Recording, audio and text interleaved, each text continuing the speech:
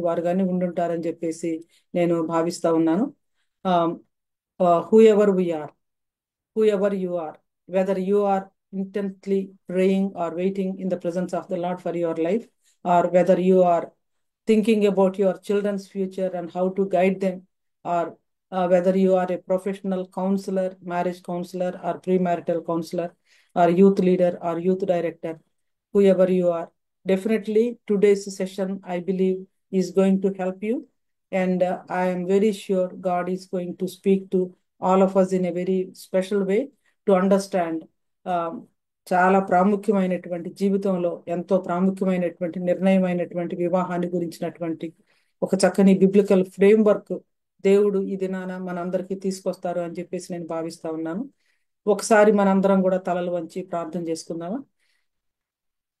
ప్రభు మా దేవ, మీకెన్నో వందనాలు, స్తుతులు, స్తోత్రాలు చెల్లిస్తున్నాను. మానవుని మీ రూపంలో సృష్టించి మా ప్రభా, మిమ్మను మా తండ్రి మేము మా జీవితాంతం ఎంతో సంతోషంతో మా ప్రభా మీ ప్రజెన్స్ ను మేము ఎంజాయ్ చేయాలని, మీ చిత్తాన్ని నెరవేర్చాలని, మీ యొక్క వాయిస్ రిజెంట్స్ గా ఉంచాలని నాయన ఎంతో గొప్ప ప్రణాళికతో మీరు సృష్టిని కలిగించినందుకు మీకు ఎన్నో వందనాలు. సృష్టిలో భాగంగా మా ప్రభా కొన్ని స్థిరాంకాలను మీరు సృష్టిలో పెట్టినందుకు మీకు ఎన్నో వందనాలు. అలాంటి వాటిలో ఒక ప్రాముఖ్యమైనటువంటి నాయన వివాహాన్ని గురించి మా ప్రభా మరి ప్రీ మ్యారిటల్ కౌన్సిలింగ్ లో భాగంగా వివాహం గురించి ఆలోచిస్తున్నటువంటి వారు, దీని గురించి తెలుసుకోవాల్సినటువంటి విషయాల గురించి మేము ఈ సమయంలో మాట్లాడుకోబోతూ ఉండగా, కర్త రూపకర్త మీరు కాబట్టి మా ప్రభా మీ మనసును మేము గుర్తెరగటానికి, మీ ఆలోచనలను మేము గ్రహించడానికి ఈ సమయాన్ని మీరు మీ వాక్య వెలుగులో మా ప్రభా మరి మాకు అనుగ్రహించమని, నీ వాక్యాన్ని మా ప్రభా మాకు అర్థమయ్యే విధానంలో వివాహం విషయంలో మీ చిత్తాన్ని సంపూర్ణంగా తెలుసుకోవటం కోసం మాకు కావలసినటువంటి జ్ఞానాన్ని, నీ వాక్య ప్రత్యక్షతను, వెలుగును అనుగ్రహించమని, మరి జూమ్ లో జాయిన్ అయినటువంటి ప్రతి ఒక్కరిని బట్టి మిమ్మల్ని స్తుతిస్తూ నాయన మా ప్రభా మరి వారికి ఇది ఎంతో ఉపయోగకరంగా ఉండటానికి మా ప్రభా నా తండ్రి మరి నీ మనసును తెలుసుకోవటానికి మీరే కృప అనుగ్రహించమని యేసు నామములో ప్రార్థించి వేడుకొంచున్నాను తండ్రి. Amen. Life partner, my choice or God's choice. ఇది ఒక అంటే సందిగ్ధంలో ఉన్నటువంటి ఒక ప్రశ్న లాగా ఉంది. దీనికి సమాధానాన్ని నేను చెప్పను, కానీ ఈ టాక్ అంతా అయిపోయిన తర్వాత మీకు సమాధానం దొరుకుతుంది. ఎందుకంటే సమాధానం మీరే రాస్తారు. సో కాబట్టి ఈ సెషన్ అయిపోయిన తర్వాత maybe for a brief time we will have some Q&A also అని చెప్పేసి అనుకుంటున్నాను. I believe God will bring some clarity, more clarity on this issue అని చెప్పేసి నేను భావిస్తా ఉన్నాను. మన లైఫ్ అనేది మనం తీసుకునే నిర్ణయాలను బట్టి షేప్ అవుతా ఉంటది. Our life is shaped by the choices we make in life. Choices అనేవి చాలా డిఫరెంట్ వేస్ లో, డిఫరెంట్ ఫార్మ్స్ లో, డిఫరెంట్ కలర్స్ లో వస్తూ ఉంటాయి. But our life is the product of our choices. అయితే లైఫ్ లో మనం చేసే చాయిసెస్ అన్ని కూడా కొన్ని చాయిసెస్ మళ్ళీ మనం ఓవర్ రైట్ చేయొచ్చు. ఒకవేళ మనం ఒకసారి చాయిస్ చేసిన తర్వాత ఒకవేళ అది సరైనది కాకపోతే ఆ నిర్ణయాన్ని మార్చుకొని మనం మరలా మరొక నిర్ణయం చేయొచ్చు. అంటే life is full of choices అని అనుకున్నాం కదా. సో మనం on a daily basis we do make many choices. చిన్న నిర్ణయాలు కావచ్చు, పెద్ద నిర్ణయాలు కావచ్చు, తర్వాత చాలా పెద్ద నిర్ణయాలు కావచ్చు. సో ఇలాంటి వాటిల్లో కొన్ని choices they are very simple. అంటే ఫర్ ఎగ్జాంపుల్ ఒక గ్యాడ్జెట్ మీరు కొనుక్కున్నారు, అది మీకు అంత నచ్చలేదు అనుకోండి, అది రిటర్న్ చేయొచ్చు, లేకపోతే దాన్ని మరలా మీరు ఎక్స్చేంజ్ చేసుకోవచ్చు, లేకపోతే మీకు అంత ఇష్టం లేకపోతే మీకు ఒకవేళ స్తోమత ఉంటే దాన్ని ఎవరికైనా gift గా చేసి మళ్ళీ మీ ఇష్టమైంది మీరు తీసుకోవచ్చు. అలాగే మనం కొన్ని మన బ్రాండెడ్ క్లోత్స్, లేకపోతే మన గ్యాడ్జెట్స్, లేకపోతే మన కారు, లేకపోతే మన హౌస్, ఇలాంటివి కూడా ప్రాముఖ్యమైన నిర్ణయాలే, గొప్ప నిర్ణయాలే. అవి ఒకవేళ మనం నిర్ణయం చేసిన అంత గొప్ప నిర్ణయం కాదనుకోండి, there is a possibility for you to redo that, also revisit that. But there are few decisions in life that you cannot redo. అంటే ఈ నిర్ణయాలను మళ్ళా మనం వెనక్కి తీసుకోలేము.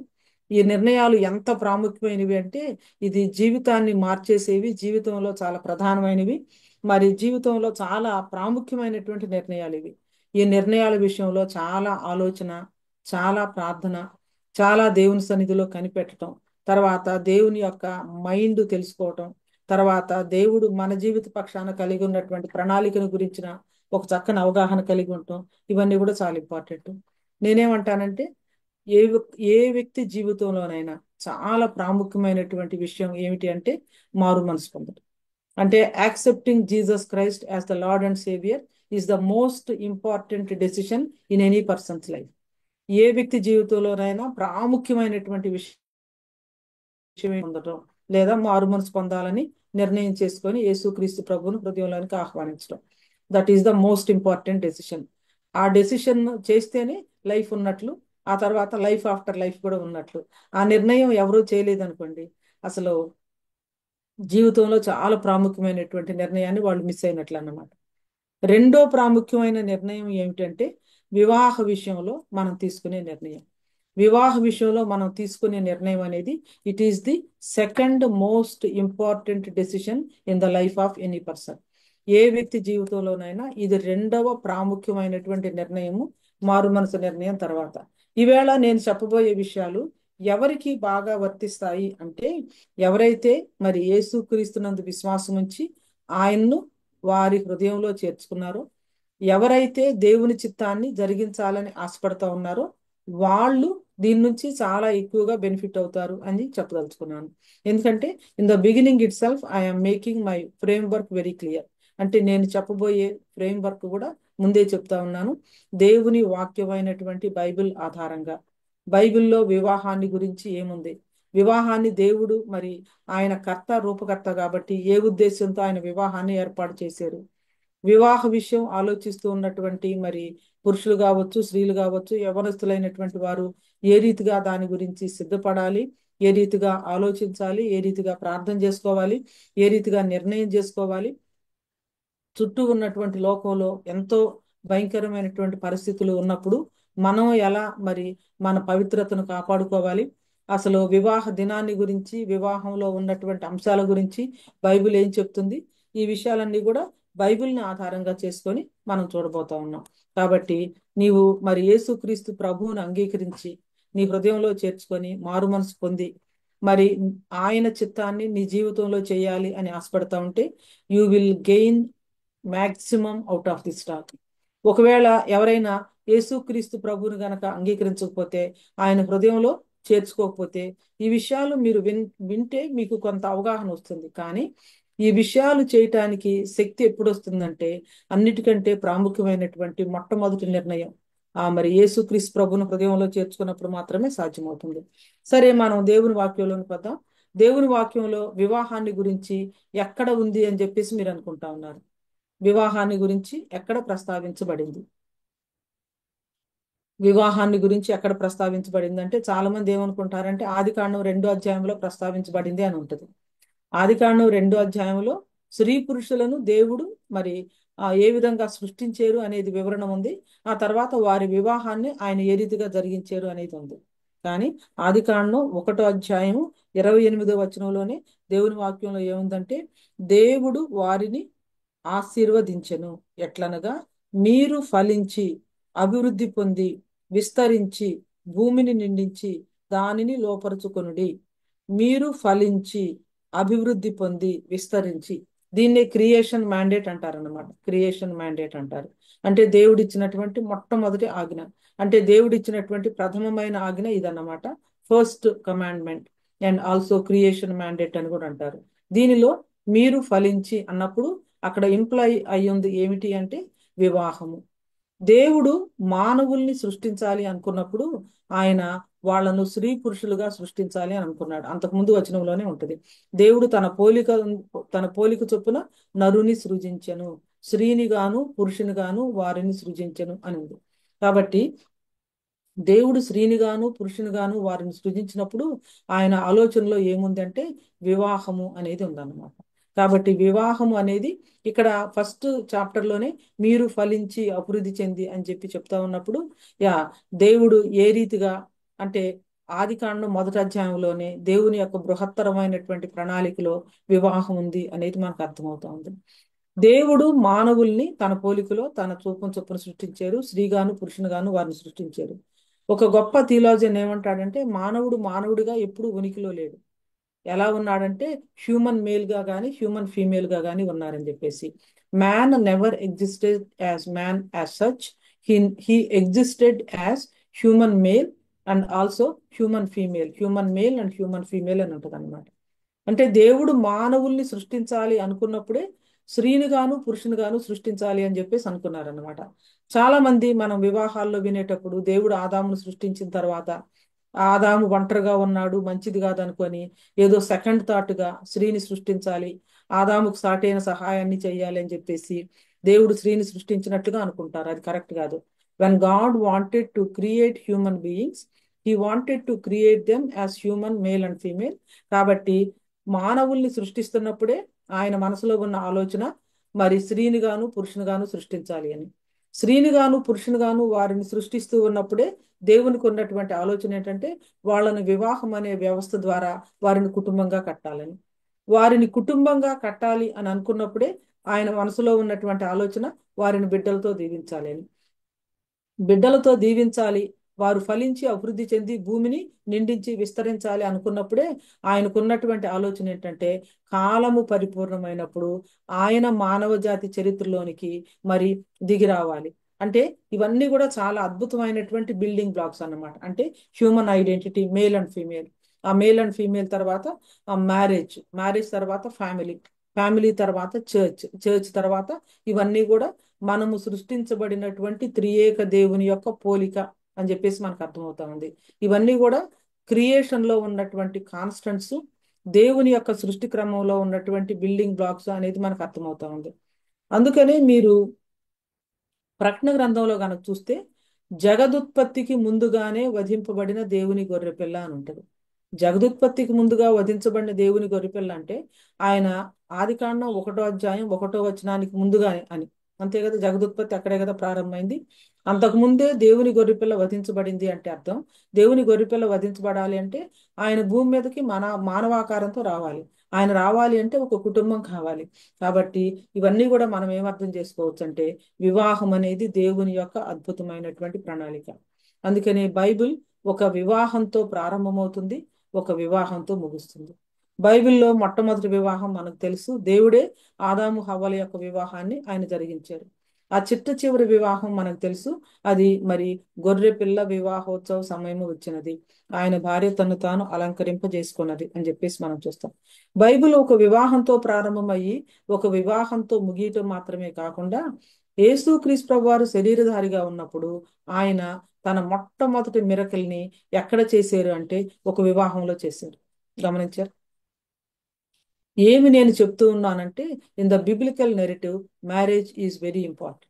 మ్యారేజ్ చాలా అద్భుతమైనటువంటి మరి ఒక కాన్సెప్ట్గా దేవుని యొక్క హయ్యర్ క్లాస్ మిస్టరీని వివరించడానికి దేవుడు వాడుకున్నటువంటి ఇన్స్టిట్యూషన్గా మనం చూస్తాము.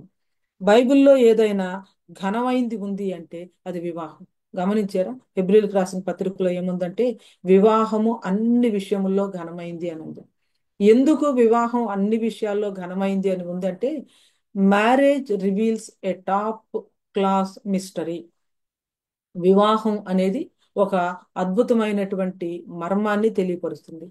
మరి మనందరికీ తెలుసు ఆది కాండంలో ఒక మాట ఉంది, యేసుక్రీస్తు అంటే ఆది కాండంలో తండ్రి అయినటువంటి దేవుడు ఆదాము హవ్వను సృజించి మరి ఆదాము ప్రకటెముకలో నుండి హవ్వను చేసి ఆదాము నొద్దకు తీసుకొని వచ్చిన తరువాత మరి ఆదాము నా ఎముకల్లో ఎముక మాంసములో మాంసం, ఈమె అంటే ఇది నరులో నుండి తీయబడి గనక నారి అనబడును అన్న తర్వాత ఆ నెరేటర్ ఏమని రాస్తారంటే కాబట్టి ఈ హేతువు చేత పురుషుడు తన తల్లిని తండ్రిని విడిచి తన భార్యను హత్తుకొను, వారిరువురు ఏక శరీరం అయ్యుందురు అని ఉంది. ఈ మాట బైబిల్లో 3 సార్లు ఉంది. ఈ మాట బైబిల్లో 3 సార్లు ఉంది. ప్రీ మ్యారిటల్ కౌన్సిలింగ్ కి వచ్చే ప్రతి ఒక్కరూ, అసలు మ్యారేజ్ గురించి ఆలోచిస్తున్న ప్రతి ఒక్కరూ దీన్ని తెలుసుకోవాలి. నేను నేషనల్ గాను ఇంటర్నేషనల్ గాను అంటే ఇండియాలోను ఈవెన్ అదర్ కంట్రీస్ లో కూడా మ్యారేజ్ సెమినార్స్ మీద కరికులం చూశాను. ఆ కరికులం అంతా కూడా చాలా డల్ అనిపించింది. అంటే అసలు దానిలో డెప్త్ లేదనిపించింది. అన్ని పెరిఫరల్ ఇష్యూస్ అవి డీల్ చేశారు. కానీ అసలు వివాహంలో ప్రాముఖ్యమైనటువంటి విషయం ఏమిటి అంటే చాలా ప్రాముఖ్యమైన విషయము థియాలజీ ఆఫ్ మ్యారేజ్. అస్సలు దాని గురించి టచ్ చేయలేం. అది టచ్ చేయకపోతే పెరిఫరల్ గా ఎన్ని విషయాలు మనం చెప్పినా కూడా అసలు what is the crux, what is the solid teaching, or what is the importance of marriage in biblical narrative, or what is the theology of marriage, what is the purpose of marriage, ఇవి మనం అర్థం చేసుకోలేమన్నమాట. అందుకోసమనే నేను theology of marriage గురించి మాట్లాడిన తర్వాతనే అప్పుడు marriage life partner విషయంలో మనం తీసుకునే నిర్ణయాలు మరి వాటి యొక్క ఇంపాక్ట్ ఎలా తీసుకోవాలి అనే అంశంలోనికి నేను రాబోతా ఉన్నాను. సో ఈ ఈ మాట ఏమిటి అంటే, కాబట్టి ఈ హేతువు చేత పురుషుడు తల్లిని తండ్రిని విడిచి తన భార్యను హత్తుకొను, వారిరువురు ఏకశరీరం అవుతారన్నమాట బైబిల్లో 3 సార్లు ఉంది. మొట్టమొదట ఎక్కడుంది అంటే ఆది కాండంలో ఉంది. అది తండ్రి అయినటువంటి దేవుడు చెప్పినట్లుగా మనం చూస్తాం. అదే మాట సువార్తల్లో, మార్కు సువార్తలోనూ ఉంది, మత్తయి సువార్తలోనూ ఉంది. యేసుక్రీస్తు ప్రభు వారి దగ్గరికి శాస్త్రులు పరిసయ్యులు వచ్చి, ఏ కారణం చేతనైనా పురుషుడు పరిత్యాగ పత్రిక ఇచ్చి భార్యకి విడాకులు ఇవ్వచ్చా? మోషే చెప్పాడు కదా, ఆమెను పరిత్యాగ పత్రిక ఇచ్చి పంపించవేయొచ్చు అని చెప్పేసి. అంటే మీ హృదయ కాఠిన్యాన్ని బట్టి మోషే అలా చెప్పాడు, కానీ బిగినింగ్ నుంచి అలాగలేదు అని చెప్పేసి యేసుక్రీస్తు ప్రభు వారు ఏమంటారంటే, కాబట్టి ఈ హేతు చేత పురుషుడు తన తల్లిని తండ్రిని విడిచి తన భార్యను హత్తుకొను, వారిరువురు ఏక శరీరం అవుతారు అని ఆయన ఏం ఏడ్ చేశారంటే, కాబట్టి దేవుడు జతపరిచిన వారిని మనుషులు వేరు చేయకూడదు. దేవుడు జతపరిచిన వారిని మనుషులు వేరు చేయకూడదు.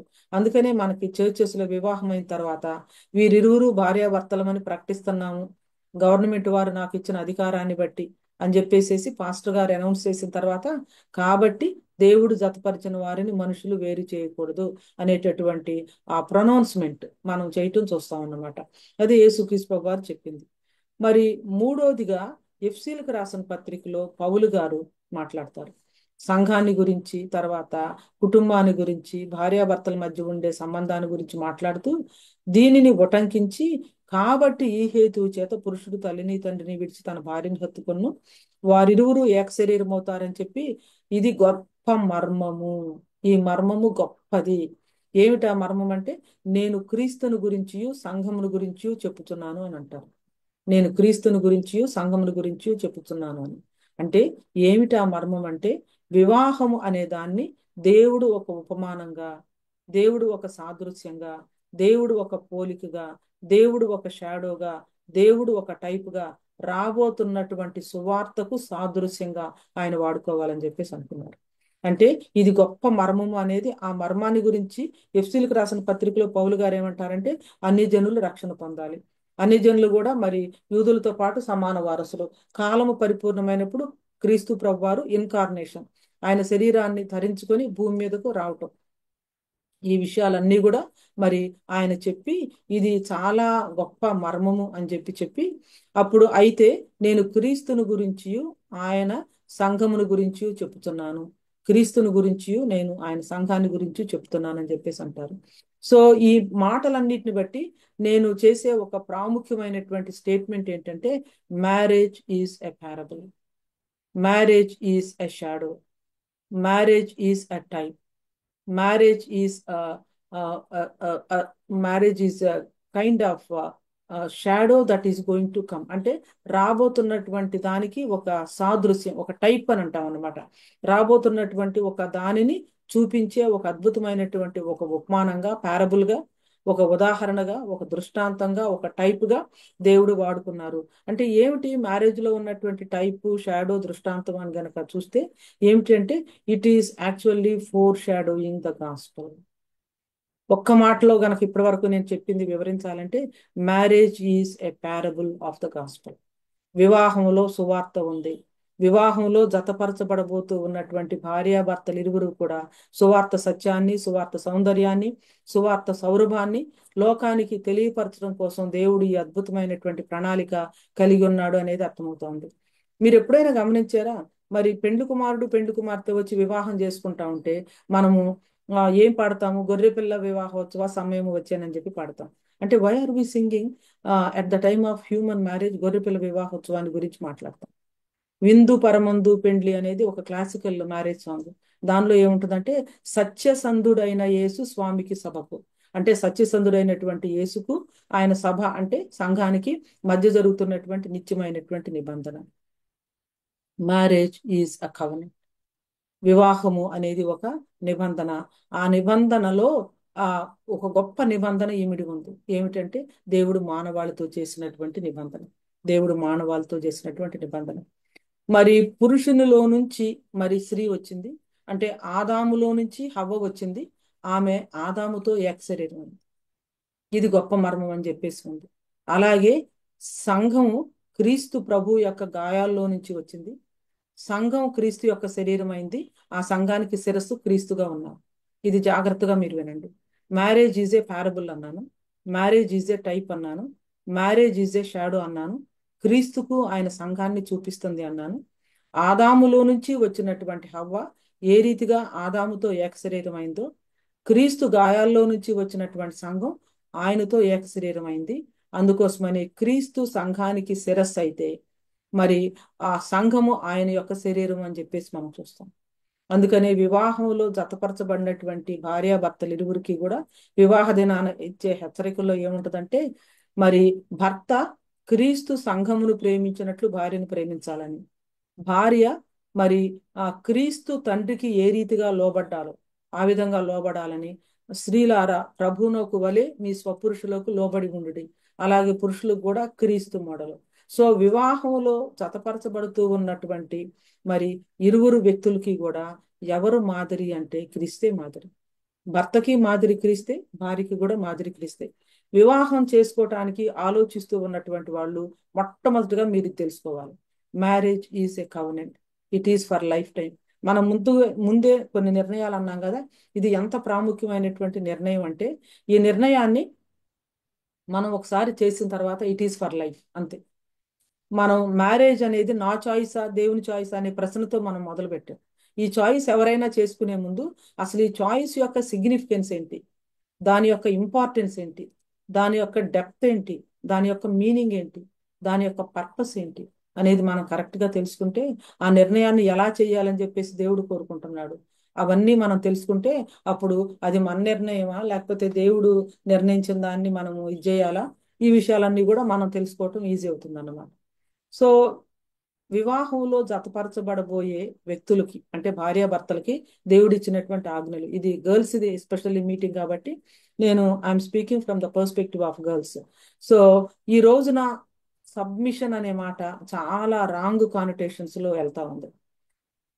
క్రైస్తవ వివాహం చేసుకుని కూడా డివోర్స్ ఎండ్ అవుతున్నటువంటి మ్యారేజెస్ చాలా ఉన్నాయి. అసలు what does it mean to get married in Christian way, in God's way అనేది అవగాహన చాలా తక్కువైపోతా ఉంది.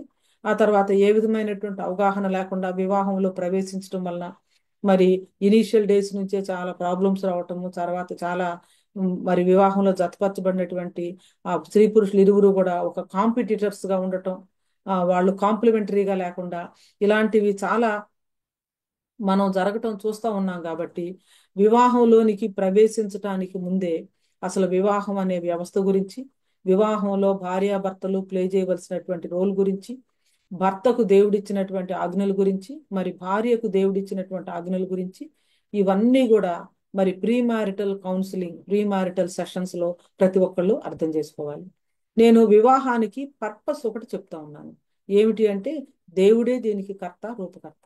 వివాహాన్ని దేవుడు ఎందుకు ఏర్పాటు చేశారు అంటే, వివాహంలో జతపరచబడుతున్నటువంటి స్త్రీ పురుషులు ఇరువురు కూడా ఆయన రక్షణ ప్రణాళికలో భాగస్వామ్యులుగా ఉండాలి అని దేవుడు సంకల్పించి, God wanted to take humans as partners in his redemptive plan. ఆయన యొక్క విమోచన ప్రణాళికలో భాగస్వామ్యులుగా ఉండటం కోసం దేవుడు మానవుల్ని స్త్రీ పురుషులుగా సృజించి వారిని వివాహం అనే పవిత్రమైనటువంటి వ్యవస్థలో నిబంధన ద్వారా జతపరిచి దానిని రాబోతున్నటువంటి సంఘానికి సాదృశ్యంగా ఉంచి దానిలోనే గాస్పుల్ని ఒక పారబుల్ ఫామ్ లో ఉంచి వారి ద్వారా తన గ్లోరీని ఆయన డిస్ప్లే చేయాలనుకున్నారు. అందుకని బిబ్లికల్ నెరేటివ్ లో వివాహం అనగానే అన్నిటికంటే కూడా ఘనమైంది, వివాహము అన్ని విషయాల్లో ఘనమైంది అని ఉందన్నమాట. So marriage is a parable. వివాహంలో జతపరచబడుతూ ఉన్నటువంటి స్త్రీ పురుషులు ఇరువురు కూడా ఎవరు అంటే they are partners in the covenant. They are partners in the covenant అంటే ఆ పవిత్రమైనటువంటి నిబంధనలో వీరు ఎవరు అంటే భాగస్వామ్యులు. ఈ నిబంధనకి దేవుడు మానవాళితో చేసినటువంటి నిబంధనకి చాలా ఇంపార్టెన్స్ ఉంది. అంటే ఈ నిబంధనకి దేవుడు మానవాళితో చేసినటువంటి నిబంధనకు సంబంధం ఉంది. దేవుడు చేసినటువంటి ఆ నిబంధనలో భాగంగా ఈ వివాహం అనేది ఒక నిబంధన అనేది మనము అర్థం చేసుకోవచ్చు అనమాట. సో ఇప్పుడు వివాహం బైబిల్ ఒక వివాహంతో ప్రారంభమయ్యి మరి ఒక వివాహంతో ఎండ్ అయినప్పుడు మరి వివాహం అనేది అన్నిటికంటే ఘనమైంది అని చెప్పేసి దేవుని వాక్యంలో చెప్పినప్పుడు, ఆ తర్వాత ఆయన తన మొట్టమొదటి మిరకిల్ అంటే సూచక క్రియ, సైన్ మిరకిల్ అంటారనమాట. It is not just miracle, but it is a sign miracle వివాహంలో ఆయన జరిగించినప్పుడు. అంతేకాకుండా బైబిల్లో, ఓల్డ్ టెస్టిమెంట్ లో ఒక బుక్ ఎక్స్క్లూజివ్ గా పవిత్రమైనటువంటి నిబంధనలో ఉన్నటువంటి ఆ వైవాహిక ప్రేమను సెలబ్రేట్ చేస్తూ దాని గురించి మాట్లాడటం. అది మనం పరమగీతం తెలుసు కదా, దట్ ఈస్ అబౌట్ కవనెంట్ లో ఉన్నటువంటి పవిత్రమైనటువంటి పరిశుద్ధమైనటువంటి కవనెంట్ లో ఉన్నటువంటి స్త్రీ పురుషుల మధ్య ఉన్నటువంటి వైవాహిక ప్రేమను మరి సెలబ్రేట్ చేసే విధంగా ఉంటది పరమగీతాన్ని. మరి యూదులు చదివేటప్పుడు వాళ్ళు దాన్ని ఎలా అర్థం చేసుకునే వాళ్ళంటే, యెహోవాకి ఇశ్రాయేలుకి మధ్య ఉన్నటువంటి ఆ స్పెషల్ రిలేషన్షిప్ ని సెలబ్రేట్ చేసుకుంటూ వాళ్ళు వాళ్ళ ఫెస్టివ్ టైమ్స్ లో చదివేవాళ్ళు. న్యూ టెస్ట్మెంట్ లో మనకు తెలుసు, అది రానున్నటువంటి మరి యేసుక్రీస్తు ఆయన సంఘానికి మధ్య ఉన్నటువంటి వైవాహిక ప్రేమను మనం జ్ఞాపకం చేసుకుంటాం. అయితే at one level it is also about pure human love. అంటే స్త్రీ పురుషుల మధ్య ఉండే పవిత్రమైనటువంటి నిబంధనలో ఉన్న స్త్రీ పురుషుల మధ్య ఉండే పవిత్రమైనటువంటి వైవాహిక ప్రేమను చూపిస్తుంది. ఎందుకంటే God used marriage as a covenant and also as a parable and also as a type and also shadow. కాబట్టి అందుకోసమనే బిబ్లికల్ నెరేటివ్ లో వివాహానికి ఉన్నటువంటి ప్రాధాన్యత ఏమిటి అనేది మనం తెలుసుకున్నప్పుడు, పర్పస్ ఏమిటంటే the purpose of marriage is redemption. మీరు ఆలోచిస్తూ ఉండొచ్చు, అంటే మేము చాయిస్ గురించి అలా చేసుకోవాలి అని చెప్పేసి మీరు ఎక్కువ మాట్లాడతారేమో అనుకుంటున్నాను, మీరు ఎక్కువగా ఈ విషయాలు చెప్తూ ఉన్నారు అని చెప్పేసి ఎవరైనా భావిస్తూ ఉంటే, you have to wait for some more time. ఎందుకంటే అసలు ఫ్రేమ్ వర్క్ అనేది లేకుండా నిర్ణయాలు మనం చేసుకోలేము. ఇప్పుడు మీరు ఏదైనా ఒక దానికి వెళ్ళాలనుకున్నారు, ఒక ఇంపార్టెంట్ డెసిషన్ మీరు చేయాలనుకున్నారు, you should know the framework లేకుండా మనం ఏ నిర్ణయాలు చేయలేము. కాబట్టి వివాహాన్ని గురించి మనం మాట్లాడాలి అంటే మనకి ఫ్రేమ్ వర్క్ ఉండాలి. ఉదాహరణకి సింపుల్ థింగ్స్, మీరు ఒక షాప్కి వెళ్ళారు, మీ బడ్జెట్ ఎంతో తెలుసుకుంటే దాన్ని బట్టి మీరు సెలెక్ట్ చేసుకుంటారు. Okay, with in this parameters I have to select అని.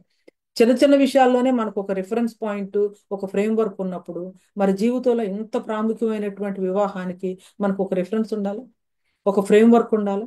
ఈ నిర్ణయాలు తీసుకునేటప్పుడు ఏది మనల్ని గైడ్ చేస్తుంది అనేది ఉండాలి తప్పనిసరిగా.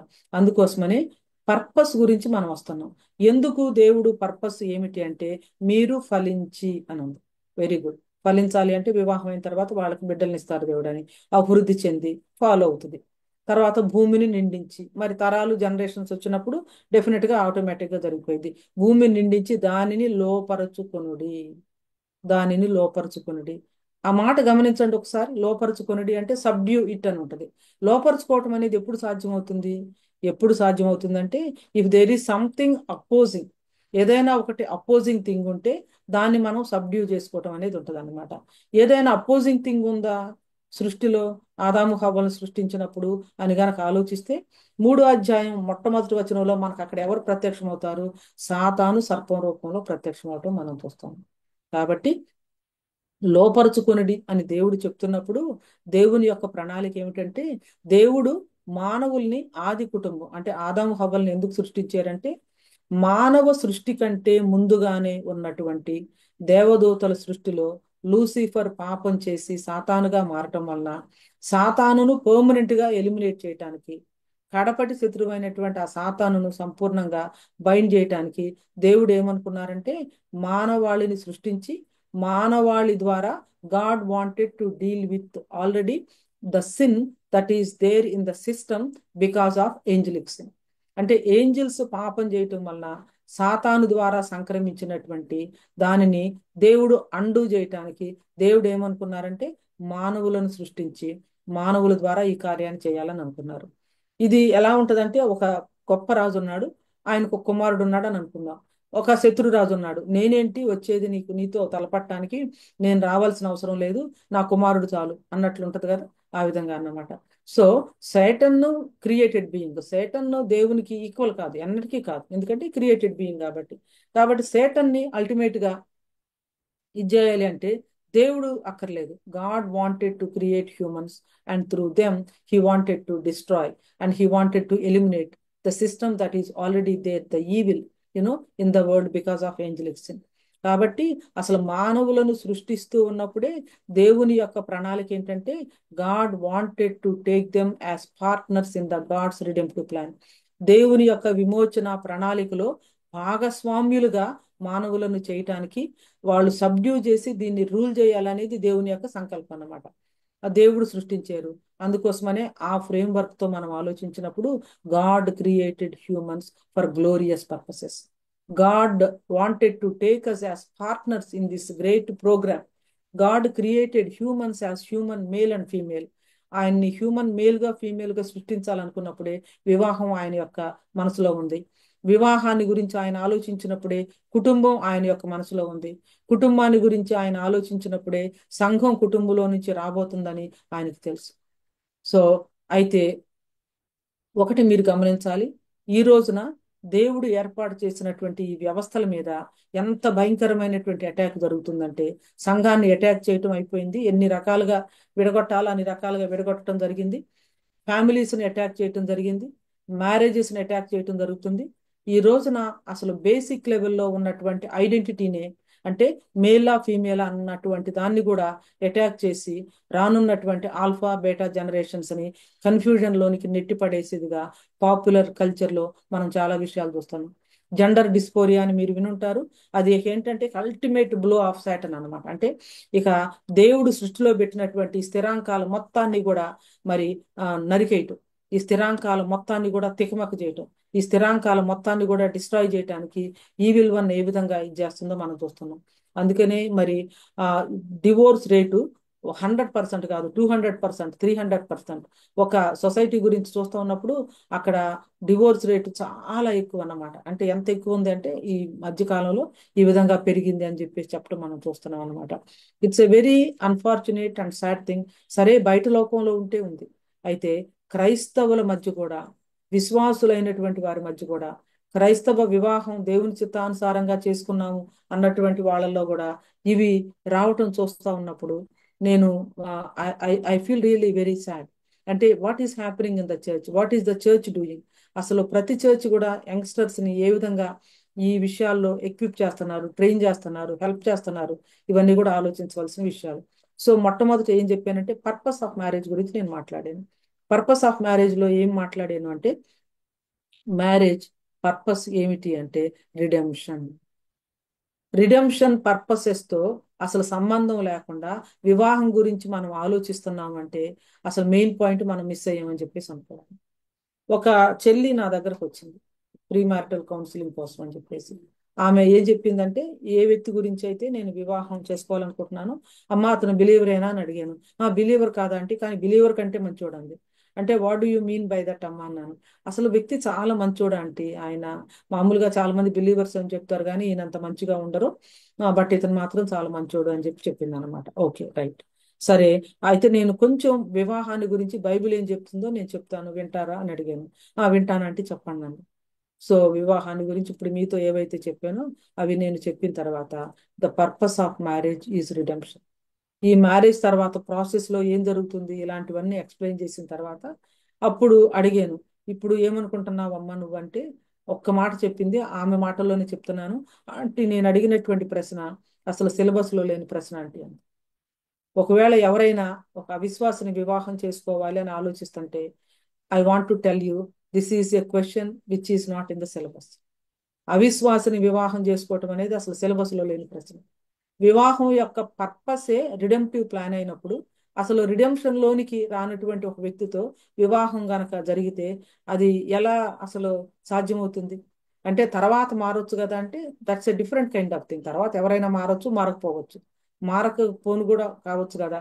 If you really want to work towards God's plan and purpose, దేవుని యొక్క అసలు బ్లూ ప్రింట్ లోనికి రావాలి అంటే మొట్టమొదటి క్రైటీరియా ఏమిటంటే ఇరువురు కూడా మారు మనసు పొందినటువంటి వాళ్ళై ఉండాలి. The purpose of marriage is being partners in God's redemptive plan. దేవుని విమోచన ప్రణాళికలో భాగస్వామ్యులుగా ఉండటం కోసం దేవుడు వివాహం అనే వ్యవస్థను ఏర్పాటు చేశారు. మొట్టమొదటి వివాహాన్ని దేవుడు జరిగించినప్పుడే ఆయన కళ్ళ ఎదుట ఉంది ఏమిటి అంటే చివరి వివాహం. నేను ఇంకా తెగించి ఇంకొక విషయం చెప్తాను. ఏంటి ఆ విషయం తెలుసా? మొట్టమొదటి వివాహం జరిగిస్తున్నప్పుడు, అంటే మొట్టమొదటి వివాహానికి ముందు దేవుడు ఏం చేశారంటే ఆ ఆదాముకు గాఢ నిద్ర కలుగు చేసి ఆదాము ప్రక్కలో నుంచి ఒక ఎముకను తీసి ఆ చోటును మాంసముతో పూడ్చివేసినప్పుడు దేవుని కళ్ళ ముందు ఎవరున్నారు అంటే నీవు నేనున్నాం. అదేంటి అప్పుడు మనం ఎక్కడున్నామంటే ఉన్నాం. మనం ఎట్లా ఉన్నామంటే మనం పాడతాం కదా ఒక పాట, ఆ ఆ, పాడెద దేవా నీ కృపలన్ నూతన గీతములన్ అని, భూమి పునాదులు వేయక ముందే క్రీస్తులు చూసితివి, ప్రేమ పునాదులు వేసితివి, దీనుని బ్రోచితివి, ఈ దీనుని బ్రోచితివి. అంటే భూమి పునాదులు వేయకముందే క్రీస్తులో ఎక్కడ చూశారంటే ఆదాము ప్రక్కటెముకలో నుంచి హవ్వను తీసి, అంటే ఆదాము ప్రక్కటెముకను తీసి ఆ చోటును మాంసముతో పూడ్చివేస్తా ఉన్నప్పుడు ఆయన కళ్ళ ముందు ఉంది ఆదాము, మొట్టమొదటి ఆదాము. ఆయనలో నుంచి వస్తున్నటువంటి హవ్వ మాత్రమే కాదు, కడపటి ఆదామైన యేసుక్రీస్తు ప్రభువారు సిలువలో ఆయన మరణించగా ఆయన గాయాల్లో నుంచి రాబోతున్నటువంటి సంఘం. అందుకనే పౌలు గారు ఇది గొప్ప మర్మం అని చెప్పేసి అన్నారన్నమాట. కాబట్టి the purpose of marriage is being partners in God's redemptive plan. వివాహంలో ఎవరైతే జతపరచబడబోతూ ఉన్నారో వారిరువురు కూడా దేవుని విమోచన ప్రణాళికలో భాగస్వామ్యులు అన్నటువంటి విషయాన్ని ఎప్పటికీ కూడా మర్చిపోకూడదు. అందుకోసం నేను ఏమన్నానంటే మ్యారేజ్ ఈజ్ ఏ పారబుల్ అని చెప్పేసి అన్నాను. మ్యారేజ్ ఈజ్ ఏ పారబుల్ అని చెప్పేసి అన్నాను. సరే, పాత నిబంధనలో మ్యారేజ్ గురించి దేవుడు చాలా డైరెక్షన్స్ ఇచ్చారు. మరి ముఖ్యంగా అబ్రహాం ఏమంటాడంటే నా కుమారునికి ఇక్కడ ఈ దేశంలో ఉన్నటువంటి ఎవరిని కూడా మీరు ఇవ్వద్దు, నా స్వజనుల దగ్గరికి వెళ్ళి మీరు తీసుకొని రావాలి అని చెప్పేసి ఎలియాజర్ను పంపిస్తాడు.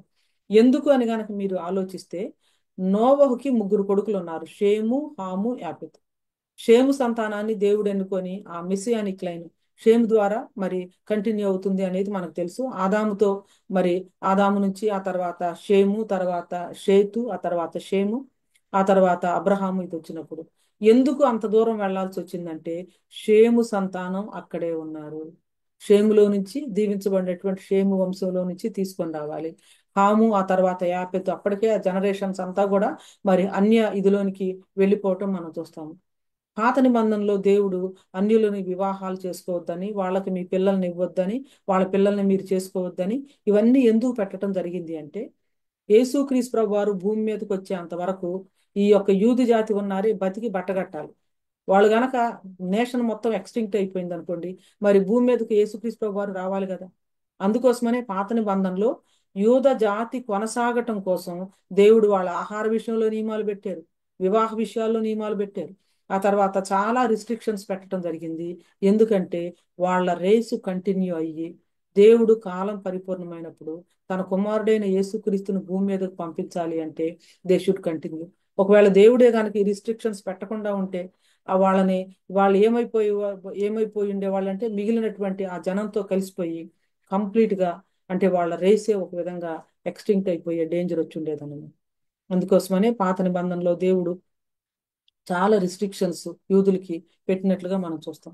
సరే, మరి కాలము పరిపూర్ణమయ్యి యేసుక్రీస్తు ప్రభువారు భూమి మీదకి వచ్చిన తరువాత మరి ఆయన చెప్పినటువంటి విషయాలు కనుక మనం చూస్తే దేవుని యొక్క వాక్యంలో పత్రికల్లో కానీ ఇదంతా కూడా చాలా స్పష్టంగా మనం చూస్తాము. అవిశ్వాసులతో మీరు విజ్జోడుగా ఉండకూడదు. ఆ తర్వాత విశ్వాసికి అవిశ్వాసితో అసలు సంబంధం ఏమిటి అంటే మరి ముఖ్యంగా ఇన్ ద కాంటెక్స్ట్ ఆఫ్ ఇది ఒక విశ్వాసి విశ్వాసిని మాత్రమే చేసుకోవాలి. అది basic thing, basic and common sensible thing. అంటే నువ్వు యేసుక్రీస్తు ప్రభువుని అంగీకరించినటువంటి విశ్వాసి అయితే ఇంకొక విశ్వాసిని కాకుండా వేరే వాళ్ళని అసలు ఆలోచించటానికి అసలు చాయిస్ లేదు. ఎందుకంటే if you understand the philosophy of marriage, if you understand the theology of marriage మనకు అర్థమవుతుంది. మరి పర్పస్ నేను రిడెంప్షన్ అని అన్నాను కదా, ప్రాసెస్ ప్రాసెస్ ఏంటి వివాహం అయిన తర్వాత జరిగే ప్రాసెస్ ఏమిటి అంటే చాలా మంది ఏమనుకుంటారంటే వివాహం అంటే భార్యాభర్తలు ఇరువురు చాలా మీనింగ్ఫుల్ గా లైఫ్ని ఎంజాయ్ చేస్తూ బిడ్డలను కంటూ తర్వాత వాళ్ళని చక్కగా చదివించి పైకి తీసుకొని వచ్చి వాళ్ళ యొక్క లెగసీని విడిచిపెట్టి వెళ్ళటం ఇదంతా అనుకుంటారు. That's all okay.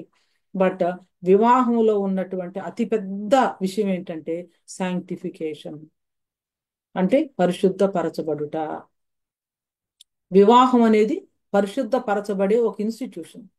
మొట్టమొదటి శతాబ్దాల్లో గొప్ప గొప్ప దైవజనులు వివాహాన్ని ఎలా వర్ణించారంటే it is an institution of sanctification. పరిశుద్ధపరిచే ఒక ఒక ఏమనాలి, ఒక వ్యవస్థ. అంటే వివాహంలో జతపరచబడినటువంటి ఇద్దరు వ్యక్తులు కూడా వివాహ జీవితంలో వాళ్ళు కొనసాగుతూ ఎలా ఏమవుతారు అంటే they will be more like Christ. They will become more like Christ. క్రీస్తును పోలి మరి ఎక్కువగా మారటానికి, మార్చబట్టానికి బెస్ట్ ఇన్స్టిట్యూషన్ ఏమిటి అంటే వివాహం. అంటే మరి వివాహం చేసుకోకుండా కొంతమంది సింగిల్ గా ఉంటారు కదా, వాళ్ళ పరిస్థితి ఏంటంటే దాని గురించి కూడా నేను మాట్లాడతాను. Yeah, there are few exceptions who are not married, but God has other ways of sanctifying them. అయితే వివాహం చేసుకునే వాళ్ళు పరిశుద్ధపరచబడరా అంటే దాన్ని కాదంటలేదు నేను. అది ఒక పిలుపు. ఏంటి? సెలిబసీ అనేది. వివాహం లేకుండా సింగిల్ గా ఉండటం అనేది దేవుడు కొంతమందికి ఒక ప్రత్యేకమైన పిలిపిస్తారు. That's a different kind of thing. దాని గురించి మనం Q&Aలో మాట్లాడదాం. అయితే వివాహం అనేది పరిశుద్ధపరచబడే ఒక వ్యవస్థ.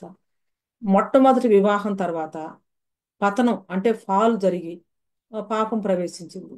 కాబట్టి చివరి వివాహం జరగబోతా ఉంది, గొర్రెపిల్ల వివాహం. ఓకేనా? ఈ మొట్టమొదటి వివాహానికి చివరి వివాహానికి మధ్యలో మనందరి వివాహాలు ఉన్నాయి. అంటే ఇక మీరు కూడా కొంతకాలం తర్వాత వివాహం చేసుకుంటారు కాబట్టి మీ వివాహం కూడా వన్ ఆఫ్ ద వెడ్డింగ్స్ అవుద్ది అన్నమాట. అయితే ఈ వెడ్డింగ్ యొక్క పర్పస్ ఏమిటి అంటే ఆ ఫాల్ తర్వాత వచ్చినటువంటి ఆ కాన్సిక్వెన్సెస్ నుంచి మనల్ని పరిశుద్ధపరుస్తూ పరిశుద్ధపరుస్తూ పరిశుద్ధపరుస్తూ ఆ ఫైనల్ వెడ్డింగ్ అయినటువంటి గొర్రెపిల్ల వివాహానికి సిద్ధపరచడం. జాగ్రత్తగా నోట్ చేసుకోవాలి. The purpose of marriage is sanctification అన్నాను. తర్వాత purpose of marriage is redemption అన్నాను. ప్రాసెస్ ఏమిటి అంటే సాంక్టిఫికేషన్. వివాహంలో పరిశుద్ధపరచబట్ట అనే ప్రక్రియ జరుగుతుంది. వివాహ జీవితంలో జతపరచబడుతున్నటువంటి ఇరువురు వ్యక్తులు కూడా వివాహాన్ని గురించి ఆలోచించేటప్పుడు ఆలోచించాల్సినటువంటి ఒక విషయం ఏంటంటే in what way this person can help me to become more like Christ. In what way this person can help me to grow into Christ likeness. వివాహం చేసుకునే నీవు కూడా ఆలోచించాల్సింది ఏమిటంటే how can I help my future husband to become more like Christ.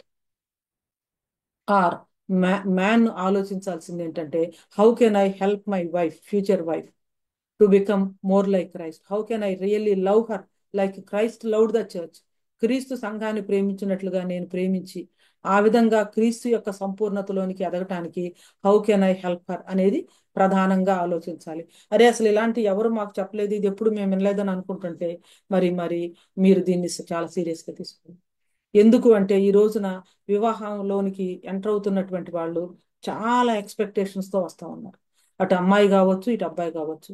ఆ expectations అన్ని meet అవ్వకపోవటం వల్ల ఏమనుకుంటా ఉన్నారంటే అరే అసలు మేము ఏమన్నా తప్పు చేసామా, అసలు దేవుని చిత్తానుసారంగా పెళ్లి చేసుకున్నామా లేదా. వివాహం చేసుకొని కొన్ని ఇయర్స్ అయిన తర్వాత కూడా కొంతమంది అమ్మాయిలు ఈ ప్రశ్న అడుగుతూ ఉంటే నాకు నవ్వాలో ఏడవాలో అర్థం కావట్లేదు. అంటే నేనేమైనా తప్పు చేశానా అంటే ఉన్నటువంటి అజంప్షన్ ఏంటంటే మనం దేవుని చిత్తానుసారంగా వివాహం చేసుకుంటే అంతా చాలా బాగుంటుంది, అంతా చాలా హ్యాపీగా ఉంటుంది, ఏ సమస్య ఉండదు, ఏమీ ఉండదు అనుకుంటారు. అది కరెక్ట్ కాదు. నువ్వు ఎంత పర్ఫెక్ట్ మ్యాన్ని లేదా పర్ఫెక్ట్ ఉమెన్ని పెళ్లి చేసుకున్నావు అని అనుకున్నా, remember we both are a team of forgiven sinners. We do have inherited sin nature and we are actually moving towards in this life. కాబట్టి చాలా విషయాల్లో మనం నేర్చుకోవాల్సినవి, తగ్గించుకోవాల్సినవి, సరి చేసుకోవాల్సినవి ఇవన్నీ కూడా ఉంటాయి. అంతేకాకుండా marriage is the best institution to bring what ever is in side. అంటే మన మన అంతరంగంలో ఏదైతే ఉందో మన రఫ్ ఎడ్జెస్ మొత్తాన్ని ఎక్స్పోజ్ చేసేది ఏమిటంటే వివాహం. మనం అసలు కరెక్ట్ గా మనం ఎవరం అనేది ఎవరికి అర్థమవుతుందంటే మన లైఫ్ పార్ట్నర్కి అర్థమవుతుంది. మన పేరెంట్స్ కూడా అర్థం కాదు. ఎందుకు తెలుసా? ఎందుకంటే టీనేజ్ వచ్చిన తర్వాత మనం చాలా జాగ్రత్తగా మనల్ని మనం కండక్ట్ చేసుకోవటం, హైడ్ చేయటం, కొన్ని విషయాలు చెప్పటం చెప్పకపోవటం ఇవన్నీ జరుగుతాయి. కాబట్టి who we are in the core of our being అనేది ఎవరికి అర్థమవుతుందంటే మన పార్ట్నర్కి అర్థమవుతుంది, తర్వాత మన పిల్లలకు అర్థమవుతుంది. అందుకోసమని God wants to use the institution of marriage to expose our weaknesses, to expose our rough edges and also with humility దేవుని యొక్క ఫర్గివ్నెస్ ని సీక్ చేసుకుంటూ ఆయన స్వరూపంలోనికి మార్చబడటానికి వివాహం అనేది అద్భుతమైనటువంటి పవిత్ర పరచబడే వ్యవస్థ. ఈ వ్యవస్థలోనికి, ఈ కవనెంట్ లోనికి, ఈ నిబంధనలోనికి వచ్చే స్త్రీ పురుషులు ఇరువురు కూడా గుర్తుపెట్టుకోవాల్సింది ఏంటంటే through this marriage I should become more like Christ. Through this marriage, I should help my partner to become more like Christ. Through this covenantal relationship, both of us should grow in our maturity and our Christ likeness and our sanctification. ఈ understanding తో ఈ గురిగా పెట్టుకొని వివాహ జీవితాన్ని గనక మీరు ప్రారంభిస్తే తప్పకుండా మీరు మీ యొక్క వివాహ జీవితంలో మరి ఎదగటం మాత్రమే కాకుండా చాలా మీనింగ్ఫుల్ గా రిలేషన్షిప్ లైఫ్ ఉండటం మాత్రమే కాకుండా మీరున్నటువంటి తరాన్ని దేవుని యొక్క రిడెంప్టివ్ పర్పసెస్ కోసం సర్వ్ చేసినటువంటి వాళ్ళు అవుతారు. నేను అమెరికాలో 3 years ఉన్నాను. వెస్ట్రన్ కల్చర్ లో నేను చూసింది ఒకటి ఏమిటంటే వాళ్ళు వాళ్ళు ఎలా ఆలోచిస్తారంటే ప్రతిదీ చాలా ఎక్సైటింగ్ గా ఉండాలి, చాలా అంటే ఇంట్రెస్టింగ్ గా ఉండాలి. Life should not be boring, life should be very exciting and very Joyce and very help అంటే హోప్ఫుల్ అట్లా ఉంటారు. అయితే వాళ్ళకి అర్థం కాని విషయం ఏమిటంటే ఆ ఎక్సైట్మెంట్ అండ్ జాయ్ అనేది ఒక మీనింగ్ఫుల్ రిలేషన్షిప్ వలన బై ప్రోడక్ట్ గా వస్తుంది, కానీ that it self is not life అనేది అర్థం చేసుకోరు. ఇది మా ప్రొఫెసర్ గారు కూడా చెప్పినటువంటి మాట నేను చెప్తున్నది. డాక్టర్ జేపీ మోర్లాండ్ గారు అని చెప్పేసి వెస్ట్రన్ కల్చర్ లో వచ్చినటువంటి ఒక ప్రాబ్లం ఏంటంటే ఎక్సైట్మెంట్ ఉండదా వివాహంలో అంటే ఉంటది, జాయ్ ఉండదా అంటే ఉంటది, ఇవన్నీ ఉంటాయి. ఎక్సైట్మెంట్ ఉంటది, జాయ్ ఉంటది, ఫుల్ఫిల్మెంట్ ఉంటది, అన్నీ ఉంటాయి. But it is the product of a meaningful relationship with God and with each other. అది లేకుండా ఎక్సైట్మెంట్ జాయ్ని మనం చేంజ్ చేస్తూ పోయామంటే ఎక్కడ ఏ రిలేషన్షిప్ లో కూడా మీకు దొరకదు. అందుకనే ఒక పెళ్లి, రెండో పెళ్లి, మూడో పెళ్లి, కొంతమంది 4గో పెళ్లిళ్ళు చేసుకున్న వాళ్ళు కూడా ఉన్నారు. చాలా నిస్సిగ్గుగా సెకండ్ మ్యారేజ్ వెబ్సైట్స్ ఉన్నాయి. థర్డ్ మ్యారేజ్ ఎవరైతే చేయాలనుకుంటున్నారో, డేటింగ్ చేయాలనుకుంటున్నారో, ఇలాంటివి అసలు ఏ విధమైనటువంటి సంకోచం లేకుండా పీపుల్ వెబ్సైట్స్ క్రియేట్ చేసుకొని they are kind of trying to go from one marriage to another marriage. ఈ విషయం ఒకటి జాగ్రత్తగా ఆలోచించాలి. వివాహం యొక్క ఉద్దేశం దేవుడు సంకల్పించింది ఎందుకు అంటే దేవుని యొక్క విమోచన ప్రణాళికలో భాగస్వామ్యులుగా ఉండటం. వివాహం జరుగుతున్న తర్వాత ఆ ప్రాసెస్ ఏమిటి అంటే ఆ ప్రాసెస్ లో వివాహంలో జతపరచబడినటువంటి నిబంధనలో ఉన్నటువంటి స్త్రీ పురుషులు ఇరువురు కూడా ఏమవుతారు అంటే దేవుని స్వరూపంలోనికి మార్చబడే ప్రక్రియ ఇది. అది ఎలా అనేది that's all together a different thing. దాని గురించి ఇప్పుడు నేను మాట్లాడలేదు. ఊరికే పర్పస్ తర్వాత ప్రాసెస్. అల్టిమేట్ గా ఏమిటి అంటే దేవునికి మహిమ. The goal of any marriage is the process చూసేము సాంక్టిఫికేషన్ అని, పర్పస్ చూసేము రిడెంప్షన్ అని. Goal of any marriage is glorification of God. దేవునికి మహిమ రావాలి, దేవుని నామానికి మహిమ రావాలి. ఎందుకంటే వివాహం ఒక పారబుల్ అన్నాగా, వివాహం ఒక టైప్ అన్నాగా, వివాహం ఒక ఇలస్ట్రేషన్ అన్నాగా, వివాహం ఒక ఎగ్జాంపుల్ అన్నాగా. అది దేనికి అంటే సువార్తకు సాదృశ్యం. కాబట్టి వివాహమైనటువంటి భార్యాభర్తలు ఇరువురు మనం దాన్ని ఎలా చూడాలంటే it is a parable of the gospel. They will reflect the truth of the gospel, the beauty of the gospel and also the fragrance of the gospel. So ఇప్పుడు ఫ్రేమ్వర్క్ అయిపోయింది. నేను ఫ్రేమ్వర్క్ ఇచ్చేసాను. ఏమి ఇచ్చేసాను ఫ్రేమ్వర్క్ అంటే God is the originator. వివాహానికి రూపకర్త దేవుడు. ఇది మానవుల ఆలోచన కాదు, దేవుని ఆలోచన. మానవుల్ని దేవుడు సృష్టిస్తున్నప్పుడే ఆయన మానవుల్ని స్త్రీని గాను పురుషుని గాను సృష్టించాలనుకున్నాడు. స్త్రీని గాను పురుషుని గాను సృష్టిస్తున్నప్పుడే వివాహం అనేది ఆయన తలంపుల్లో ఉంది. వివాహం అనేది ఆయన తలంచినప్పుడే ఫ్యామిలీ అనేది ఆయన ఆలోచనలో ఉంది. ఫ్యామిలీ గురించి ఆయన ఆలోచిస్తున్నప్పుడే సంఘం ఆయన తలంపుల్లో ఉంది. అందుకోసమనే జగదుత్పత్తికి ముందుగానే వధించబడిన దేవుని గొర్రెపిల్లని, భూమి పునాదులు వేయక ముందే క్రీస్తులు ఆయన మనలను చూసాడని ఈ విషయాలన్నీ కూడా ఉన్నాయన్నమాట.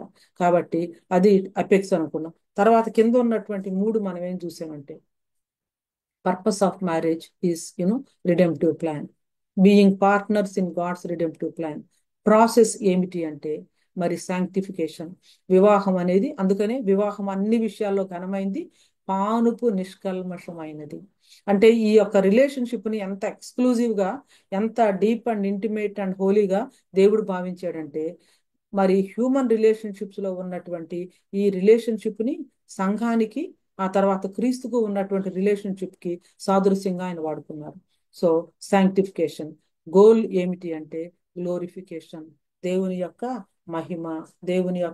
మహిమ. దట్ ఈస్ ది గ్లోరిఫికేషన్ అన్నమాట.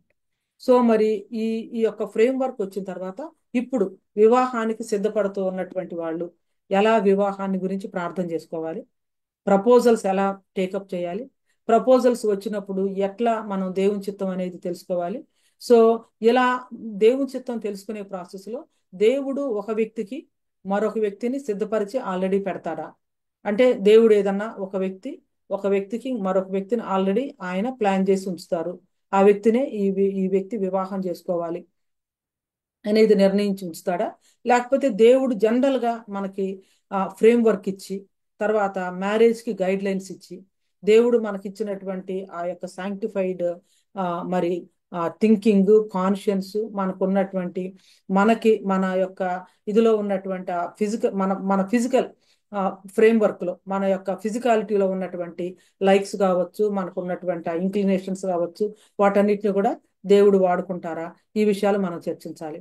చాలా మంది ఏమనుకుంటారంటే, అమ్మో దేవుడు నాకు ఇష్టం లేని వ్యక్తిని తీసుకొచ్చి నన్ను చేసుకోమనంటే ఎట్లా, ఆ ఆ విధంగా నా లైఫ్ అంతటిని దేవుని చేతిలో పెడితే దేవుడు నా లైఫ్ ని ఆయన రూయిన్ చేస్తారేమో, లేకపోతే నాకు ఇష్టం లేని దేవుడు చేయమంటాడేమో, ఇలాంటివి అనుకుంటా ఉంటారు. అసలు అది totally wrong. God is not a kill Joy. దేవుడు మనకి సంతోషకరమైంది, ఆనందకరమైంది, మరి తృప్తికరమైనటువంటి జీవితం ఇవ్వాలని ఆయన కోరుకుంటాడు. యేసుప్రభు వారు ఏమన్నారంటే, మీరు చెడ్డవాళ్ళు అయి ఉండి మీ పిల్లలకు మంచి ఈవులు ఇవ్వాలని అనుకుంటారు, మీ పరలోకపు తండ్రి అందరికంటే మంచి ఆయన కదా, ఆయన మీకు మంచి ఈవుల్ని ఇవ్వడా అని చెప్పేసి అనుకుంటారు. తర్వాత ఇంకొంతమంది, నేను అది సూపర్ స్పిరిచువాలిటీ అనాలో ఏమనాలో తెలియదు కానీ, దేవుడు ఆయన చిత్తాన్ని నాకు తెలియపరిచి ఒక కుంటి, ఒక గుడ్డి, లేకపోతే ఇంకా ఇంకా ఏదైనా ఒక కురూపి అలాంటి వ్యక్తిని చూపించి నువ్వు చేసుకోమన్నా కూడా నేను చేసుకుంటాను అని చెప్పేసి అంటారనమాట. Well, I appreciate the validity of that statement, but God will never do like that. ఎందుకంటే వివాహాన్ని గురించి ఉన్నప్పుడు ఏముందంటే, సాటి అయిన సహాయమును వాని కొరకు చేయుదుననుకున్నాను. సాటి అయిన సహాయమును వాని కొరకు చేయుదుననుకున్నాను. ఆదాముకు సాటి అయిన సహాయం అంటే దే బోత్ ఆర్ ఈక్వల్. ఈక్వల్లే కానీ but complementary. They both are equal in their అంటే reflecting the glory of God. ఆయన పోలిక, ఆయన స్వరూపము కలిగి ఉండటంలో వారిరువురు కూడా సమానమే. కానీ దే బోత్ ఆర్ కాంప్లిమెంటరీ అనేది మనం చూస్తున్నాం. అది సాటి అయిన సహాయం అనే దాన్ని మనం ఉన్నటువంటి కాంటెక్స్ట్ లో ఏ విధంగా మనం అండర్స్టాండ్ చేసుకోవాలి, ఎలాంటి క్రైటీరియాని మనం వర్కౌట్ చేయాలి అనే దాని గురించి నేను కొన్ని విషయాలు చెప్తాను. నంబర్ 1, కంపేటబుల్ అంటే ఏంటంటే, ఆ సాటి అయిన సహాయము ఎజర్ కెనెక్దో అంటాం. కంపేటబిలిటీ అనేది ఏమిటంటే, అన్నిటికంటే హైయెస్ట్ టాప్ మోస్ట్ ఏంటంటే స్పిరిచువల్ కంపేటబిలిటీ. ఒకటి, అసలు అవిశ్వాసి అయితే ప్రసక్తే లేదు, సిలబస్ లో లేని ప్రశ్న ముందే చెప్పేశాను, ఓకేనా. అయితే విశ్వాసి కూడా ఎలాగూ చూడాలి అంటే, is there spiritual compatibility for both of us, అంటే ఆధ్యాత్మికంగా కంపాటబిలిటీ ఉందా లేదా అనేది తప్పనిసరిగా చూడాలి ఒక ప్రపోజల్ని కన్సిడర్ చేయాలన్నా కూడా. రెండోది, ఆధ్యాత్మికమైనటువంటి కంపాటబిలిటీతో పాటు మరి ఫిజికల్ కంపాటబిలిటీ కూడా ఇంపార్టెంట్. ఎందుకంటే for the rest of our life we are going to live with that person కదా. ఫిజికల్ కంపాటబిలిటీ కూడా ఇంపార్టెంట్. నేను బ్యూటీ గురించి మాట్లాడలేదు, కంపాటబిలిటీ గురించి మాట్లాడుతున్నాను.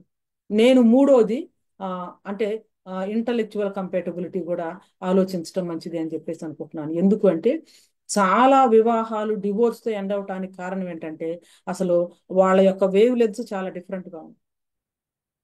ఇంటలెక్చువల్ కంపాటబిలిటీ కూడా మనం కొంతవరకు ఆలోచించుకోవటం చాలా మంచిది. లైఫ్ని మీనింగ్ఫుల్గా ఉండాలన్నా, ఎక్సైటింగ్గా ఉండాలన్నా, మనం ఎంజాయ్ చేయాలన్నా చాలా చక్కని థియలాజికల్ డిస్కషన్స్ కానీ, అపాలజెటిక్ ఇంటరాక్షన్స్ కానీ, తర్వాత వాక్యంలో ఉన్నటువంటి అద్భుతమైనటువంటి సత్యాలు మనం కలిసి తెలుసుకొని వాటిని ఆస్వాదించాలన్నా ఇంటలెక్చువల్ కంపాటబిలిటీ కూడా it also plays some significant role అని చెప్పేసి నేను అనుకుంటా ఉన్నాను. తర్వాత ఇమోషనల్, సోషల్, తర్వాత ఇలాంటివి అంటే ఫ్యామిలీ బ్యాక్గ్రౌండ్స్, తర్వాత ఇవన్నీ మనం చూస్తాం కదా, ఇవన్నీ కూడా ఇంపార్టెంట్. సో ఎజర్ కెనెక్దో అన్నప్పుడు, సాటి అయిన సహాయం అన్నప్పుడు, వెదర్ యూ కన్సిడర్ ఒక ప్రపోజల్ని మనం కన్సిడర్ చేసేటప్పుడు ఈ ఏరియాస్లో కంపేటబిలిటీ ఉందా లేదా అనేది చూసుకోవటం చాలా ఇంపార్టెంట్. కంపేటబిలిటీ చూసుకున్న తర్వాత ప్రపోజల్ మనం తీసుకొచ్చిన తర్వాత తప్పనిసరిగా మనం దాని గురించి ప్రార్థన చేస్తాము. ప్రార్థన చేస్తూ ఉన్నప్పుడు మరి పేరెంట్స్, ఆ తర్వాత మనం చర్చ్ ఎల్డర్స్, ఆ తర్వాత ఇంకా క్లోజ్ సర్కిల్ ఎవరైనా ఉన్నప్పుడు వాళ్ళతో మనం షేర్ చేసుకోవటం, ప్రార్థన చేయటం చాలా ఇంపార్టెంట్. ఇది వాళ్ళతో షేర్ చేసుకోకుండా నిర్ణయం తీసుకోవటం తప్పు అని చెప్పేసి నేను చెప్పటం లేదు. అలా తీసుకున్న వాళ్ళు ఉన్నారు. కానీ నాకున్నటువంటి అవగాహన ఏంటంటే, లైఫ్లో ఇంత ప్రాముఖ్యమైనటువంటి నిర్ణయం అయినప్పుడు వివాహం, why should we leave our parents and other people aside? వాళ్ళని ఎందుకు మనం పక్కన పెట్టాలి అంటే, లైఫ్లో ఇంత ప్రాముఖ్యమైనటువంటి నిర్ణయం మనం తీసుకునేటప్పుడు తల్లిదండ్రులు విశ్వాసులైతే, విశ్వాసులైనటువంటి స్నేహితులు, తర్వాత బంధుమిత్రులు ఉంటే, why don't we take them in to consideration and take them along in the process of decision making అని చెప్పేసి అంటా ఉన్నాను. So it is always good to take the advice of your parents and also your mentors and take them in to confidence to pray about it. సరే, మనము share చేసుకుంటాము, ప్రార్థన చేస్తాము, తెలుసుకోవాల్సినటువంటి విషయాలన్నీ కూడా తెలుసుకుంటాము, దేవుని సన్నిధిలో పెడతాము. కొంతమంది ఏమంటారంటే, దేవుడు నాతో వాక్యం ద్వారా మాట్లాడారు. మాట్లాడతారు, డెఫినెట్గా కాదంటలేదు. వాక్యమే కాదు, ఇంకా చాలా విషయాల్లో దేవుడు మాట్లాడతారు. వాక్యం ద్వారా మాట్లాడతారు, మన అంతరాత్మ ద్వారా మాట్లాడతారు, మన మన యొక్క హృదయంలో ఉండే పీస్ ద్వారా మాట్లాడతారు, హోలీ స్పిరిట్ గాడ్ యొక్క గైడెన్స్ ద్వారా మాట్లాడతారు, సర్కమ్స్టెన్సెస్ ద్వారా మాట్లాడతారు, తర్వాత ఫ్రెండ్స్ యొక్క కౌన్సిల్ ద్వారా మాట్లాడతారు. ఆ తర్వాత అసలు ఏ పర్సన్ అయితే గురించి మనం ఆలోచించి ప్రార్థన చేస్తున్నాము, ఆ వ్యక్తితో మనం డైరెక్ట్గా మాట్లాడటం వల్ల కూడా కొన్ని విషయాలు దేవుడు మనకి క్లారిఫై చేస్తాం. ఒకప్పుడు మనం ప్రీ మ్యారిటల్ కౌన్సిలింగ్ గురించి లేకపోతే మ్యారేజ్ గురించి ఆలోచించేటప్పుడు, వివాహానికి ముందు ఒక అమ్మాయి ఇంకొక అబ్బాయితో అసలు ఏ ప్రపోజల్ గురించి అయితే ఆలోచిస్తున్నామో మాట్లాడటం కూడా చాలా అది చాలా నెగిటివ్గా భావించేవాళ్ళు. అసలు అలాంటిది అలౌ చేసేవాళ్ళు కాదు. కానీ డేస్ ఆర్ చేంజింగ్, పేరెంట్స్లో కూడా చక్కని అవగాహన వచ్చింది. తర్వాత మరి చాలా మ్యారేజెస్ డివోర్స్తో ఎండ్ అవటం కానీ, చాలా అండర్స్టాండింగ్లో లోపాలు రావటం, ఇలాంటి వాటి వలన మరి వివాహానికి ముందు మరి వివాహాన్ని కన్సిడర్ చేసేటప్పుడు ఒక సేఫ్ అట్మాస్ఫియర్లో మాట్లాడుకోవటం కూడా మంచిదే. దాన్ని మనము కూడా ఎంకరేజ్ చేస్తూ ఉన్నాము. Even in our UESI circles also we are encouraging people to talk and also to know and to find out how God is actually leading them. ఇవన్నీ కూడా చాలా ఇంపార్టెంట్ అనుకుంటున్నాను. అయితే నేను ఒక ప్రశ్న నేను చెప్పాను ఇంతకు ముందంటే, అది దేవుని చాయిసా మన చాయిసా అని. అసలు ఆ ప్రశ్ననే మనం ఇప్పుడు రీవర్డింగ్ చేయాలి. డెఫినెట్గా చాయిస్ మనం చేస్తాము, కానీ ఎలా చేస్తాము అంటే దేవుని గైడెన్స్తో చేస్తాము. దేవుడు ఒక వ్యక్తి కోసం మరొక వ్యక్తిని నిర్ణయించి పెట్టాడు. ఆ వ్యక్తినే మనం తెలుసుకోవాలనే ఆ లిబర్టేనియన్ ఫ్రీ విల్, లేకపోతే ఇంకొక రెండు విషయాలు ఉన్నాయి. అట్లా కాదు, కానీ దేవుడు ఒక ఫ్రేమ్ వర్క్ ఇచ్చారు. విశ్వాసం చేసుకోవాలని చెప్పారు. తర్వాత ఈ క్రైటీరియాని అంతా పెట్టారు. వీటిని పరిగణనలోనికి తీసుకొని మనము ప్రార్థన చేసినప్పుడు గాడ్ విల్ గైడ్ యూ.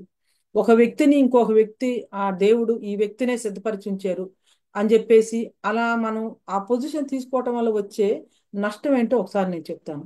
కొంతమంది ఏమడుగుతారంటే, నాకు కరెక్ట్గా దేవుని చిత్తం అని ఆ వ్యక్తిని దేవుడు చూపించాడు, అయితే ఆ వ్యక్తి ఏమో దేవుని చిత్తాన్ని ఒప్పుకోవట్లేదు, ఇప్పుడు ఏంటి మరి ఆ వ్యక్తి ఒప్పుకోకపోతే నా లైఫ్ ఏంటి అంటే, నేను దేవుని చిత్తాన్ని కోల్పోయానా, లేకపోతే దేవుని సెకండ్ బెస్ట్ నాకు వస్తుందా, లేకపోతే ఆ వ్యక్తి దేవుని చిత్తాన్ని కోల్పోయాడా?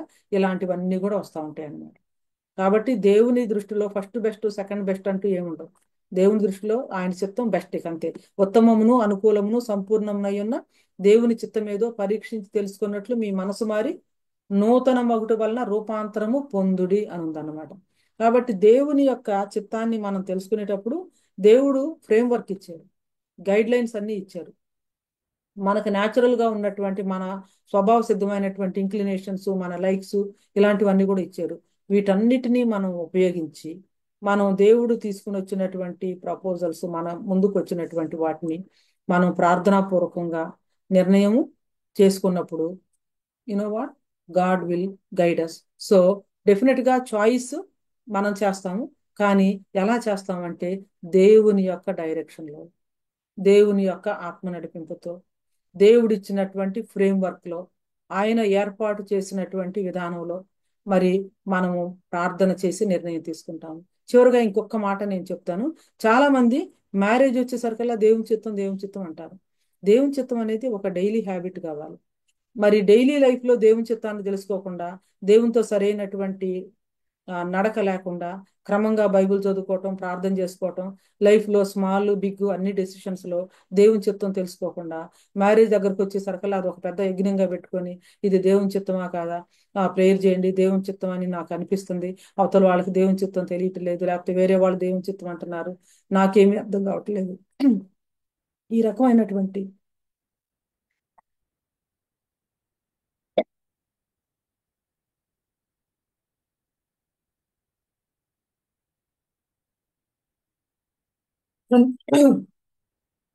ఈ రకమైనటువంటి కన్ఫ్యూజన్స్ లోకి పీపుల్ ఎండ్ అవుతా ఉండటం చూస్తాం అనమాట. కాబట్టి వివాహం గురించి మీరు ఆలోచిస్తున్నప్పుడు అన్నిటికంటే ముఖ్యంగా మీరు జాగ్రత్తగా కాపాడుకోవాల్సింది మీ ఆధ్యాత్మిక జీవితం, purity of heart, purity of mind, purity of character. ఈ రోజున దానికి చాలా అంటే ఆ, చాలా ప్రాముఖ్యత తగ్గిపోతుంది. తర్వాత దేవునితో సరైనటువంటి సంబంధాన్ని మనం కలిగి ఉండి ఆ దేవునితో మనం ఎదుగుతూ ఉన్నప్పుడు ప్రాముఖ్యమైనటువంటి ఈ యొక్క వివాహానికి సంబంధించి నిర్ణయం చేసుకునే విషయంలో దేవుడు చాలా చక్కగా గైడ్ చేస్తాడు. అదొకటైతే, రెండోది మీకు లైఫ్కి ఒక మిషన్ ఉన్నప్పుడు, ఓకే, మీ ప్రొఫెషన్ గురించి కానీ మీ మినిస్ట్రీ గురించి కానీ మీ కెరియర్ గురించి కానీ ఇలాంటివన్నీ ఉన్నప్పుడు కంపేటబిలిటీ విషయంలో అది కూడా చూసుకోవటం చాలా మంచిది. Okay, I'm in one field and other person in another field, ఈ రెండు కలిసి ప్రయాణం చేయడానికి భార్యాభర్తలంగా మేము కలిసి జీవించి పరిచర్య జరిగించడం కోసం ఇది కంపేటబులా కాదా, అది కూడా మనం చూసుకోవాల్సినటువంటి అవసరం ఉంది. సో ఇవన్నీ ఉన్నప్పటికీ కూడా these are all the things to consider, parameters to consider a proposal. Ultimate గా ఆయన చిత్తాన్ని జరిగించాలని మనం ఆశపడతా ఉన్నప్పుడు దేవుడు తప్పనిసరిగా తన చిత్తాన్ని మన జీవితంలో జరిగిస్తాడు. ఇంకొకటి ఫైనల్ థింగ్ ఏంటంటే, ఎవ్వరికి కూడా వివాహానికి ముందు ఇది 100% దేవుని చిత్తం అని తెలియదు. జాగ్రత్తగా వినండి, 100% దేవుని చిత్తం అని తెలియదు. ఎంతవరకు తెలుస్తుంది? మేబీ 70%, 80%, ఇంకా కొంచెం ఎక్కువ అనుకోండి. But you have that confidence and also courage to proceed in life. అయితే వివాహం అయ్యి సంవత్సరాలు గడుస్తూ ఉన్న కొద్దీ, అవును కదా, దేవుడు ఎంత పర్ఫెక్ట్గా నడిపించారు, ఎంత చక్కగా నడిపించారు. As years pass by you will know more and more how beautifully and how wonderfully God has guided you. కాబట్టి వివాహానికి ముందే 100% ఇది దేవుని చిత్తము అని చెప్పేసి ఎవరైనా మరి చెప్పారేమో నాకు తెలియదు, కానీ that is not how it is actually. అయితే ఒక నిర్ణయం తీసుకోవటానికి ఇది దేవుని చిత్తం అని తెలుసుకోవటానికి సరిపోయినటువంటి ఎవిడెన్స్ దేవుడిస్తారు, ఆ పీస్ దేవుడిస్తారు, ఆ కాన్ఫిడెన్స్ దేవుడిస్తారు, ఆ సంతోషం దేవుడిస్తారు. దానిలో కొనసాగుతూ ఉండగా ఇంకా ఇంకా మనం తెలుసుకుంటాం. కాబట్టి ఆ life partner, God's choice or my choice. Yes, we select, but under the guidance of God, under the guidance of the Holy Spirit, within the framework that God has laid in the Bible already. వీటన్నిటిని దృష్టిలో పెట్టుకొని మనం నిర్ణయం చేసుకుంటాము. చివరిగా గుర్తుపెట్టుకోండి, marriage యొక్క purpose redemption, process sanctification, goal glorification, అంటే బ్రింగింగ్ గ్లోరీ టు గాడ్, దేవుని నామానికి మహిమ. అది ఫ్రేమ్ వర్క్ లో మనం పెట్టుకున్నప్పుడు ప్రపోజల్ కన్సిడర్ చేసే దగ్గర నుంచి, ప్రార్థన చేసే దగ్గర నుంచి, నిర్ణయం తీసుకునే దగ్గర నుంచి, వివాహం దగ్గర నుంచి, వివాహం తర్వాత జీవితం దగ్గర నుంచి, ఆ జీవితంలో చివరి వరకు టిల్ డెత్ పార్ట్స్, అంటే మరణము మనలను వేరు చేయు వరకు మనం చేస్తామే ఆ నిబంధనలో కొనసాగేంత వరకు దేవుని చిత్తంలో మనం కొనసాగుతాము. ఆ రీతిగా రానున్నటువంటి మీ జీవితాల్లో ప్రాముఖ్యమైనటువంటి ఆ ఆ టైం కోసం దేవుడు మిమ్మల్ని సిద్ధపరచాలని, మిమ్మల్ని గైడ్ చేయాలని, దేవుని చిత్తానుసారమైనటువంటి గృహాలు మీరు కట్టుకొని దేవునికి మహిమ ఘనత ప్రభావాలు తీసుకుని రావాలని కోరుకుంటూ ప్రార్థిస్తూ ముగిస్తూ ఉన్నాను. God bless you all.